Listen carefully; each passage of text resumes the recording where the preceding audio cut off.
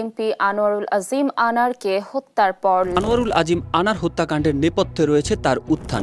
MP আনার হত্যার জট যেন খুলছেই না। ঝিনাইদহ ৪ আসনের সংসদ সদস্য আনোয়ারুল আজিম আনারকে পরিকল্পিতভাবে হত্যা করে তার ছোটবেলার বন্ধু শাহিন। কলকাতায় হত্যার পর তার লাশকে 4টি ব্যাগে নিয়ে টুকরো টুকরো করে গায়েব করা হয়। অনেকেই বলে সে টুকরোগুলো নাকি কুকুরকে খাওয়ানো হয়েছে। এমনকি মার্ডার মিছিল শেষ হওয়ার পর শাহিন তার বসুন্ধরা আবাসিক এলাকার বাসায় একটি পার্টিও অ্যারেঞ্জ করে। ব্যাপারটা অদ্ভুত না? 12ই মে আনোয়ারুল আজিম তার স্বর্ণ কারবারি বন্ধু গোপাল বিশ্বাসের বাসায় উঠেছে, যেটি আগে থেকেই জানতো শাহিন। এরপর 13ই মে গোপালের বাসা থেকে বের হওয়ার পর প্রথমে সাদা গাড়ি, এরপর একটি লাল গাড়িতে উঠে আজিম সাহেব। ওই গাড়িতে ছিল তার ছোটবেলার বন্ধু শাহিনের বিআই সৈয়দ আমানুল্লাহ। সিসি ক্যামেরার ফুটেজ বিশ্লেষণ করে দুই দেশের গোয়েন্দারা বলেছেন 13ই মে এমপিকে বহনকারী লাল গাড়িটি কলকাতার অভিজাত এলাকার নিউ টাউনে ঢোকেন।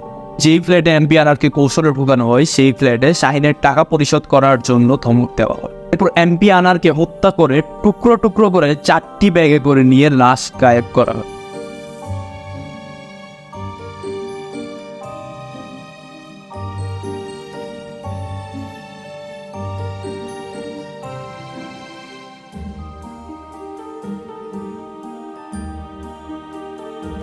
আসামিদের মতে মার্ডার মিশনের জন্য 5 কোটি টাকা খরচ করে শাহিন। হত্যার পর ঢাকায় শাহিনের সাথে দেখা করে আমানুল্লাহ। হত্যার আগে কিছু টাকা পরিশোধ করে এবং হত্যার পর বাকি টাকা পরিশোধ করার কথা শাহিনের। ঢাকায় বোনের বাসায় আত্মগোপন থাকাকালীন আমানুল্লাহকে গ্রেপ্তার করে পুলিশ। পুরো ঘটনা যে ঘটিয়েছে কালপিট শাহিন, সে সুযোগ বুঝে ঠিকই আমেরিকা পাড়ি দিয়েছে। এখন আমার প্রশ্ন একটাই, যেখানে দেশের রক্ষক নিজেকে সুরক্ষিত রাখতে পারছে না, সেখানে আমরা সাধারণ মানুষ তো কিছুই না। আজ একজন সংসদ সদস্যকে মারতে মাত্র 5 কোটি টাকা খরচ হচ্ছে। কাল এমন দিন আসতে পারে 5,000 টাকার বিনিময়ে মানুষ খুন হবে। এ বিষয়ে আপনার মতামত জানিয়ে দিন কমেন্ট বক্সে। দেখা হবে পরবর্তী কোনো ভিডিও।